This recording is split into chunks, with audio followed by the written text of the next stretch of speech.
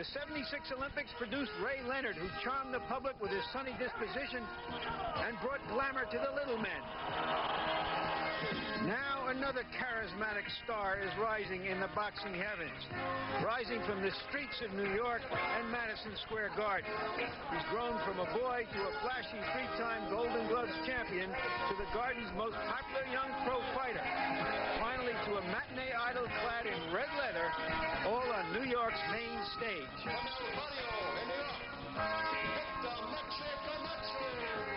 I got what they like. It's like before a fight, I just don't go away and be shaking. Nah, I go in, I start acting crazy, yeah, buddy, and I throw my little flurries. That's something that's colorful. You know, not everybody has it. Ali had it, Ray Leonard had it, and right now, the way I'm coming up, I have it. Manhattan's Harlem is a melting pot of cultures in a very tough part of town. A couple of winners this morning, 92 KTU. Out of it have come great champions like Sugar Ray Robinson and Carlos Ortiz. Spanish Harlem is populated primarily by first-generation Puerto Ricans, seeking, but not always getting, a better life. This is Hector Camacho's turf. If you lived on these streets, the chances are that Hector Camacho made you either cry or laugh, but it's doubtful you wouldn't know him. I was always famous. I mean, I had a reputation of running around the street, you know, beating up guys, and, you know, more of a, you know, bully-like. You know, I was never a skinny little kid. And, you know, I was always doing my hands. If you could make it in New York, you make it anywhere. That's plain fact. You make it anywhere. Out here, I walk down the street, and I see a guy just beating on a guy with a bat. I go, Jesus Christ. Hit him again.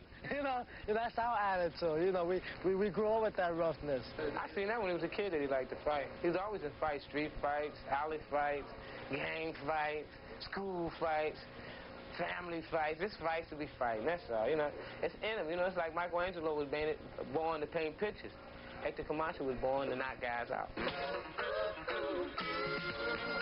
In Camacho's fights at Madison Square Garden, he showed dazzling speed and style, combined with a street-fighting viciousness that earned him a reputation as a spectacular showman, but also a dirty fighter. It's likely he has had as many warnings as knockouts. I believe that it's nothing fair in war. You get rough, I'll get rougher.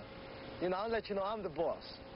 You know what I'm saying? You know, if I grab you behind the head and hit you with one hand, and I do it again, and I hit you again, I keep doing it. If you let me, I'll keep doing it.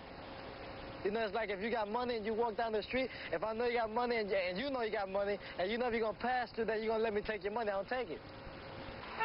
An expert in survival in the ghetto, Hector Camacho used to steal the cars he can now buy.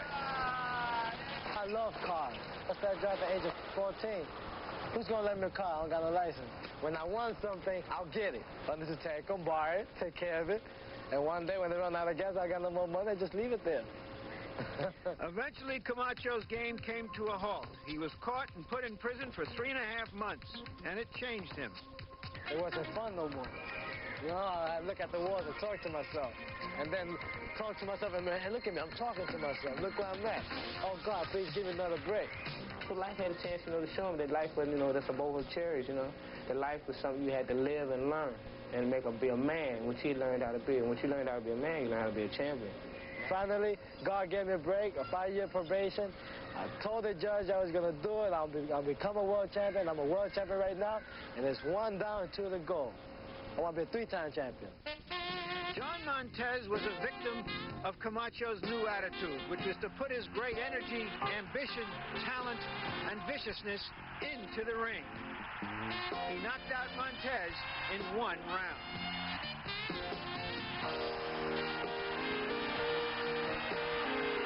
130-pound champion Bobby Chacon then was stripped of his title for refusing to defend against Camacho. That set up a fight with Bazooka Limon for the vacated championship. Camacho wasted no time with Limon, attacking him at the very opening bell. He then knocked him down with a left at the end of the 3rd round. And in the 5th round, Limon was finally overwhelmed by Camacho's speed, and after another knockdown, the fight was stopped. Camacho was champion. self-styled Macho Man was in tears. My last fight was just a moment of glory when my mother came and just all that came out. My tears started coming down. Before I came, people was doubting me. They never seen me fight. You know, so I kept saying, when they see me, they're going to love me. And so they did, boy. Hey, Macho all the way, you know. He's risen to the top of a high-paying profession, but he still lives on the top of a low-income housing project. Lives in his mother's apartment with his brothers and sisters. The same friends, the same lifestyle. He's even more the pride of the clan and the neighborhood. Now he has the medals and the clippings as well as the money to show for it. And yet he's still the street-smart bully, now passing along a rather brutal lesson in survival to a very young nephew.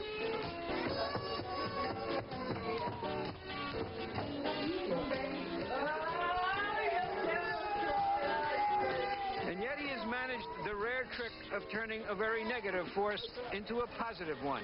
I don't know how he gets to sleep at night. He likes a lot of laughter. He's dancing all the time. He's got more energy than I could ever dream of having. He's got terrific speed. He's got great movement.